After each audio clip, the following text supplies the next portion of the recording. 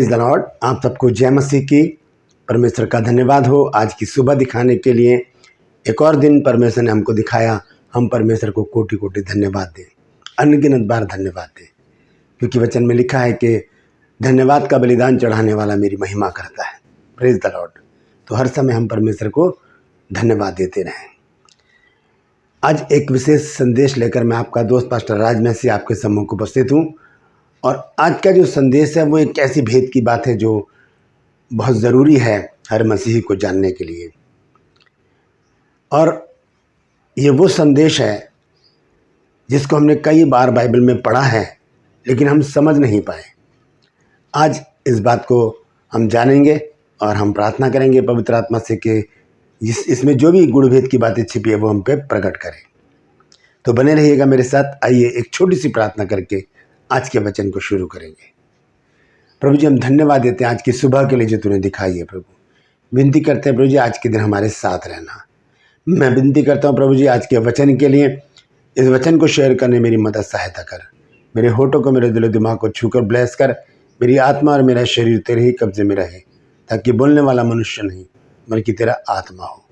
जो भी गुण भेद की बातें इस वचन में छिपी हुई हम पे प्रकट करना। जितने भी लोग इस वचन को देख रहे हैं, सुन रहे हैं, उन सब पर मैं तेरी आशीष बोलता हूँ प्रभु जी।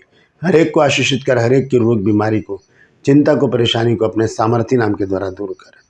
कल जितने भी लोगों ने प्रभु जी प्रेयर रिक्वेस्ट भेजी हैं प्रभु जी, उन सब के लिए दोबारा विनती करता हूँ प्रभु जी, सबके जीवन में अद्भुत काम कर। सबकी रोग बीमारी, चिंता, परेशानियाँ, बांझपन, कर्जे, लड़ाई झगड़े प्रभु जी और प्रभु जी व्यर्थ की बातें हर एक के जीवन से दूर कर दे प्रभु जी। धन्यवाद देता हूँ प्रभु, तूने मेरी प्रार्थना को सुन लिया। प्रभु यीशु के नाम से मांगते हैं, आमीन।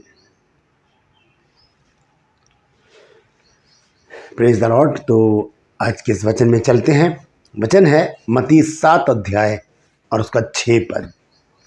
बहुत ही महत्वपूर्ण शिक्षा है ये, ध्यान से सुनिएगा, पूरा वचन सुनिए और इसे शेयर भी कीजिए। लिखा है, पवित्र वस्तु कुत्तों को ना दो और अपने मोती सुअरों के आगे मत डालो। ऐसा ना हो कि वे उन्हें पांव तले रौंदें और पलट कर तुम्हें फाड़ डालें। ध्यान से सुनिएगा, बहुत ही भेद की बात है यहाँ पर। प्रभु यीशु मसीह ने दृष्टांत में एक बात को कहा है, समझाया है, समझने की बात है इस बात को। तो लिखा है, पवित्र वस्तु कुत्तों को ना दो। पवित्र वस्तु क्या है? पवित्र वस्तु है परमेश्वर का वचन। परमेश्वर का वचन, परमेश्वर के वो शब्द जो बाइबल में लिखे हैं। दूसरा शब्द है कुत्तों को ना दो। अब ये कुत्तों के विषय में आज हम जानेंगे।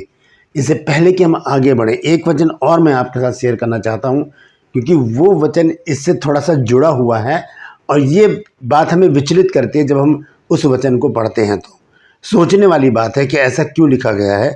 वो भी यीशु मसीह के शब्द हैं।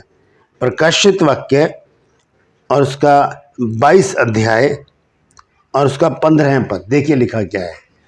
यह लिखा है, पर कुत्ते और टोन्हे और व्यभिचारी और हत्यारे और मूर्ति पूजक और हरेक झूठ का चाहने वाला और गढ़ने वाला बाहर रहेगा। स्वर्ग में उनकी एंट्री नहीं है। तो कुत्ते क्यों लिखा है यहाँ पर? क्यों कहा यीशु मसीह ने कि पवित्र वस्तु कुत्तों को ना दो? क्यों लिखा है प्रकाशित वाक्य में कि कुत्ते जो हैं वो बाहर ही रहेंगे, वो स्वर्ग में दाखिल नहीं हो सकते? इसमें बहुत बड़े भेद की बात है। ये आज हमको समझने की ज़रूरत है। आइए थोड़ा सा और आगे अगर हम चलें, जब हम व्यवस्था विवरण पढ़ते हैं 23 अध्याय और उसके 18 पद को, तो वहाँ पर देखिए क्या लिखा है।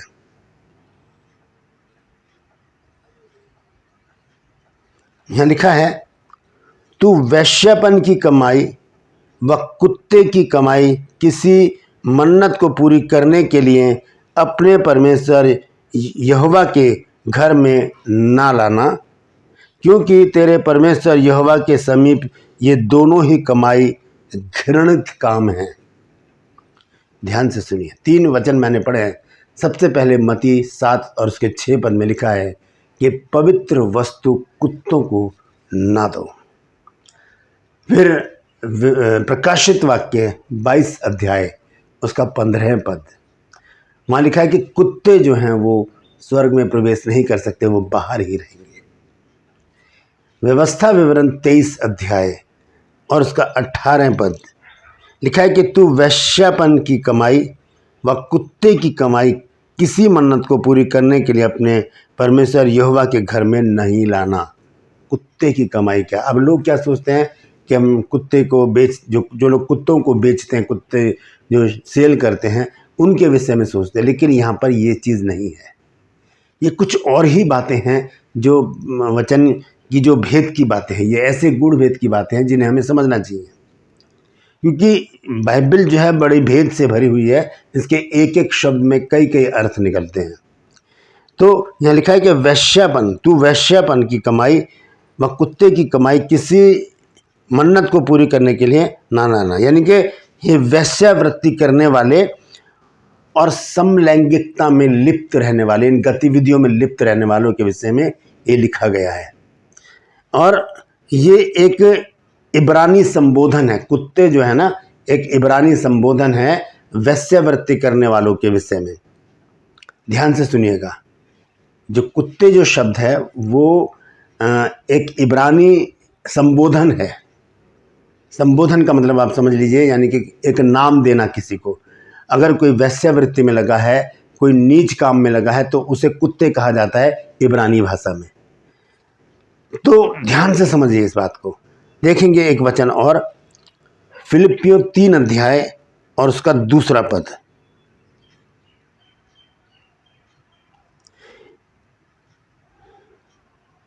यह लिखा है, कुत्तों से चौकस रहो। लिखा है कुत्तों से चौकस रहो, उन बुरे काम करने वालों से चौकस रहो, उन काट कूट करने वालों से चौकस रहो। अब यहाँ पर बात थोड़ी सी खुली है, जब पौलुस ने इब्रानी भाषा के जो शब्द है कुत्ते, उसको यहाँ पर स्पष्टता से खोल कर कहा है,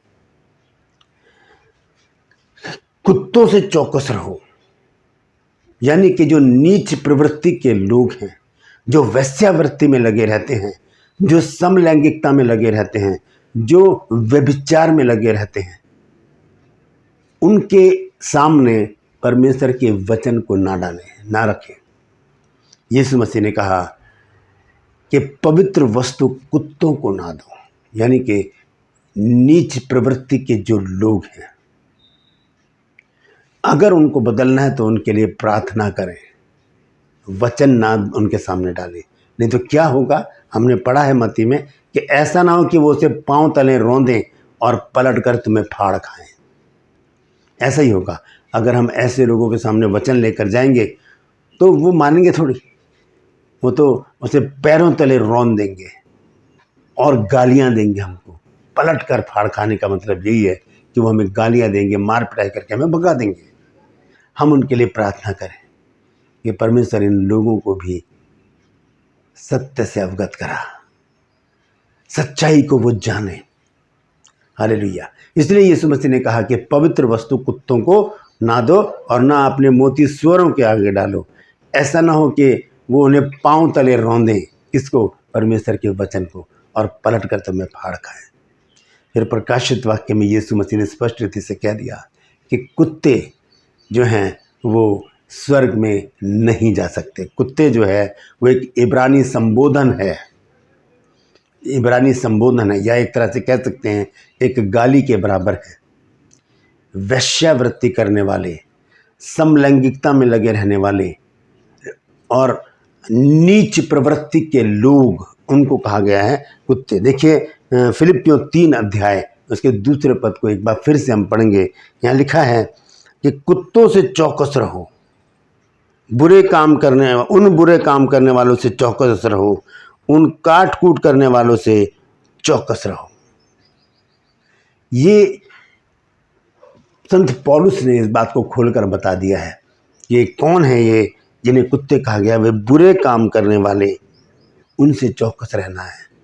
और काट कूट करने वाले, जो मार काट करते हैं, लड़ाई झगड़े करते हैं, उनसे दूर रहने का और चौकस रहने के लिए कहा गया है। दाऊद ने भी एक बार ऐसा ही एक वचन हमको दिया है। आइए देखेंगे भजन संहिता 22 अध्याय का 16 पद। यहाँ पर इस प्रकार से लिखा है, क्योंकि कुत्तों ने मुझे घेर लिया है, कुत्तों ने मुझे घेर लिया है, कुकर्मियों की मंडली मेरे चारों ओर मुझे घेरे हुए है, वह मेरे हाथ और पैर छेदते हैं। प्रभु यीशु मसीह के विषय में ये भविष्यवाणी है। किसके हाथ और पैर छेदे गए थे? यीशु मसीह के। तो वहाँ पर कुत्तों ने थोड़ी घेरा था, वहाँ पर वो लोग थे जो नीच प्रवृत्ति के लोग थे। यहाँ लिखा है, क्योंकि कुत्तों ने मुझे घेर लिया, कुकर्मियों की मंडली मेरे चारों ओर है।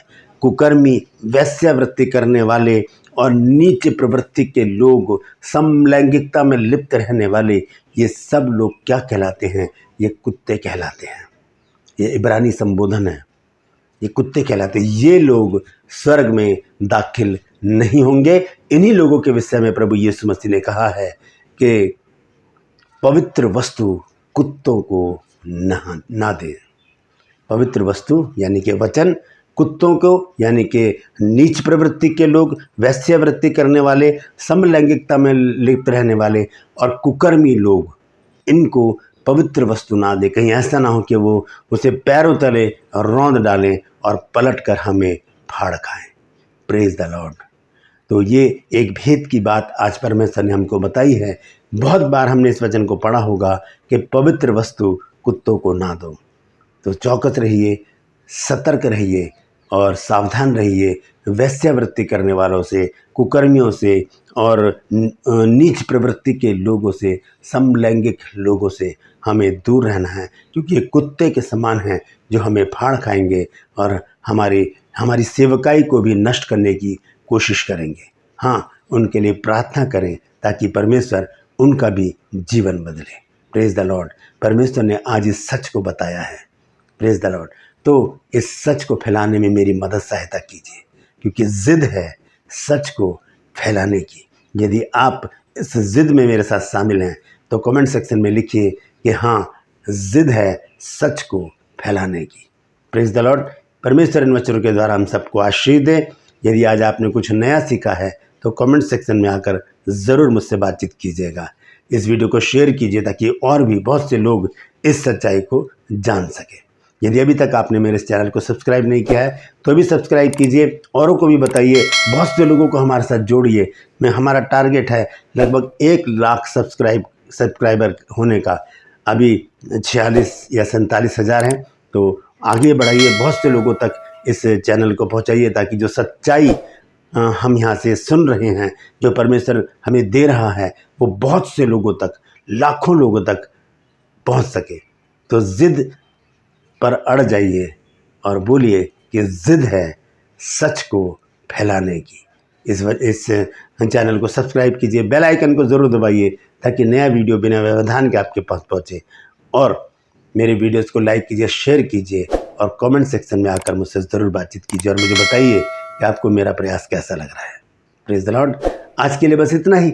फिर मिलूँगा एक नए संदेश के साथ, एक नया वीडियो लेकर। तब तक अपना और अपने लोगों का ख्याल रखिए। Praise the Lord.